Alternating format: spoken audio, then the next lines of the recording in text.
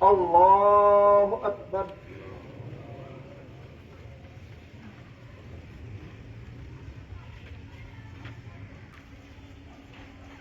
الله أكبر الله أكبر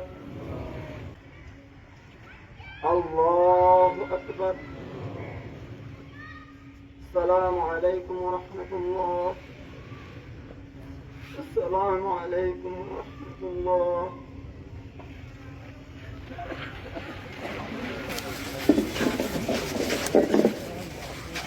ইনকিলাব ইনকিলাব ইনকিলাব জিন্দাবাদ জিন্দাবাদ। যতদিন পর্যন্ত এই জনপদে বেঁচে থাকবো, অন্যায় অনিয়ম সার্বভৌমত্বের প্রশ্নে কোনো আপোষ করব না। কোনো অসততা আমাকে ছুতে পারবে না। আমাকে হত্যা করতে পারো ওসমান হাদির মতো, যত জুলাই যোদ্ধা আছে হত্যা করতে পারো, এই জেনারেশনকে তোমরা কখনো ধ্বংস করতে পারবে না। বাংলাদেশ আবার 5ই আগস্টের আগে কোনোদিন ফিরে যাবে না। বাংলাদেশে আবার কোনোদিন আওয়ামী লীগ ফিরে আসতে পারবে না। এই বাংলাদেশের আজাদির লড়াইয়ে কোনোদিন দিল্লির দাসত্ব কায়েম করতে দিবে না।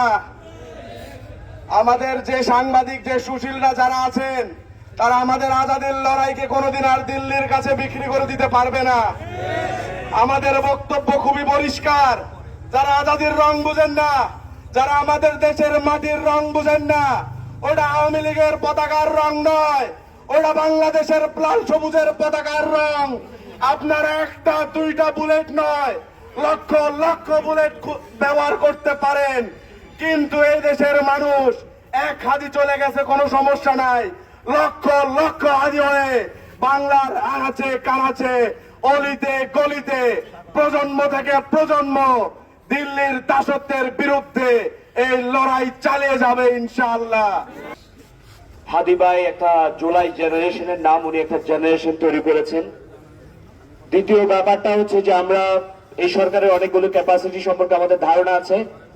আমরা বিশ্বাস করতে চাই খুব শীঘ্রই আন্তর্জাতিক, যদি ইন্টারপোলকেও লাগে, যে কোনো আন্তর্জাতিক সংস্থাকেও যদি লাগে, তাদেরকে ব্যবহার করে তাদের সহযোগিতা নিয়ে অতি সত্বর হাদি ভাইয়ের খুনিকে যাতে প্রকাশ্যে এবং এখানকার বাংলার জমিনে যাতে তাদেরকে হাজির করা হয়, এইটা নিয়ে আমরা কোনো ধরনের মোকারি কোনো কিছু আমরা শুনতে চাইব না। বাংলাদেশের জুলাই বিপ্লবের অগ্রজ সেনানী, ফ্যাসিবাদ বিরোধী আন্দোলনের অন্যতম যোদ্ধা শরীফ আব্দুল হাদীকে নির্মমভাবে হত্যা করা হয়েছে। আজকে আমার একটি কথাই মনে পড়ছে, শরীফ ওসমান হাদী একটি সাক্ষাৎকারে বলেছিলেন, প্রত্যেক মানুষই মরণশীল, কিন্তু রাজনীতিবিদদের মৃত্যু বাড়িতে হতে পারে না। সংগ্রামীদের, বিপ্লবীদের মৃত্যু হবে রাজপথে। এবং তিনি আকাঙ্ক্ষা পোষণ করেছিলেন, আমি একটি মিছিলে থাকবো, তুমুল আন্দোলন চলবে, একটি বুলেট এসে আমার মুখে বিদ্ধ করবে, আমি হাসি মুখে আল্লাহর দরবারে চলে যাব। সম্মানিত ভাইয়েরা আমার, আল্লাহ সুবহানাহু ওয়া তাআলা হাদী ভাইয়ের সে মোনাজাতকে কবুল করেছেন, তাকে শহীদি মৃত্যু দান করেছেন। আমরা আজকে এই সমাবেশ থেকে হাদী ভাইয়ের হত্যাকারীদের উদ্দেশ্যে বলতে চাই, আপনারা একজন হাতিকে হত্যা করেছেন। আজকে আপনারা সেই দুপুর 2টার সময় জাতীয় সংসদের দক্ষিণ পাড়ায় দেখেছেন, লক্ষ লক্ষ হাতির জন্ম নিয়েছে বাংলাদেশে। আজকে বাংলাদেশের পথপ্রান্তরে লক্ষ লক্ষ লক্ষ হাতি রাজপথে সংগ্রাম করে যাচ্ছেন। যে আজাদীর লড়াইয়ের জন্য আমাদের ভাইরা যুগে যুগে প্রাণ দিয়েছেন, তাদের নামে ইতিহাসের শপথ, তাদের নামে আমাদের শপথ, আমরা এই বাংলাদেশ থেকে ভারতীয় আগ্রাসনকে চিরতরে বিদায় করবো ইনশাআল্লাহ। হাদিমা আমাদেরকে একটা বিষয় খুব স্পষ্ট করে বলে গেছেন, সেটা হচ্ছে এদেশের শত্রু হচ্ছে দুটা। এক নম্বর শত্রু আমাদের সাম্রাজ্যবাদী ভারত, আর একটা শত্রু হচ্ছে ফ্যাসিবাদ। আমরা আমৃত্যু আজীবন, যতদিন আমাদের জীবন থাকবে ততদিন আমরা এই দুটা শত্রুর বিরুদ্ধে হাদী ভাইয়ের মতো আমাদের জীবন বিলিয়ে দিয়ে আমরা লড়ে যাবো ইনশাআল্লাহ। সম্মানিত উপস্থিতি, আরেকটা বিষয় আমাদেরকে খুব ভালো করে মনে রাখতে হবে, সেই বিষয়টা হচ্ছে যতই না হাদীদের মতো বিপ্লবীদের গুলি করা হোক, হত্যা করা হোক, কিন্তু আমরা যারা হাদী ভাইয়ের উত্তরসূরি আছি, আমরা যেন হাদী ভাইদের মতো জীবন দিয়ে এদেশের মানুষের কাছে এদেশের স্বাধীনতা ফিরিয়ে দেওয়ার জন্য সে লড়াই সংগ্রাম জারি রাখতে পারি।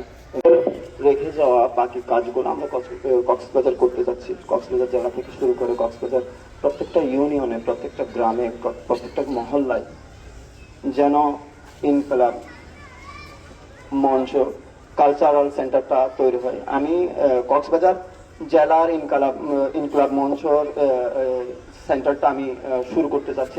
আপনারা সবাই আমাদের মুরব্বী, আপনারা আমাদেরকে আপনাদের বুদ্ধি দিয়ে, আপনাদের অর্থ দিয়ে, আপনাদের শ্রম দিয়ে, আমরা শ্রম দিব সবসময়, আমরা তো আছি, আপনারা আমাদেরকে সর্বাত্মক সহযোগিতা করবেন এটা কামনা করছি। আমরা আজকে বাংলাদেশের প্রতিটি ঘরে ঘরে শোকাহত আমরা শহীদ হাদি ভাইয়ের যে চেতনা, আমি মনে করি এই চেতনা বাস্তবায়নে আমাদেরকে এগিয়ে থাকতে হবে।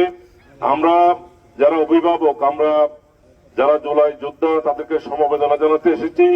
আমরা হয়েছি বাংলাদেশের আরেকটা বাংলাদেশ, যাকে আমরা হাদি, আমরা এই জুলাই বিপ্লবের অভ্যুত্থানের পর থেকে আমরা যাকে চিনি, যিনি ন্যায় কথা বলেছেন, ভারতের আধিপত্যবাদের বিরুদ্ধে কথা বলেছেন, আওয়ামী প্রশাসন স্বৈরাচারের বিরুদ্ধে কথা বলেছেন, বাংলা স্বাধীন বাংলাদেশের পক্ষে কথা বলেছেন, সেরকম একজন বীর যোদ্ধার আজকে আমরা এই শোকাত্মক মানুষ আমরা জানাজায় শরীক হয়েছি।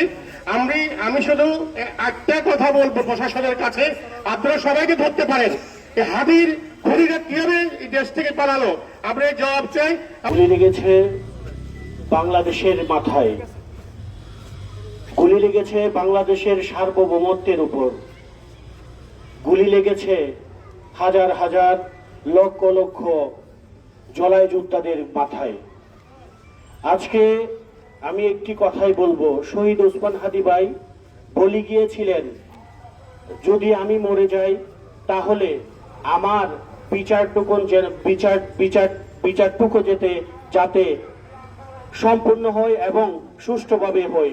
আমরা চাই বাংলাদেশের সমস্ত ছাত্র জনতা ঐক্যবদ্ধ হয়ে এই শহীদ ওসমান হাদি ভাইয়ের যারা খুনি তাদেরকে আইনের আওতায় এনে তাদের সর্বোচ্চ শাস্তি যেন ফাঁসি হয় সেই কামনা করছি।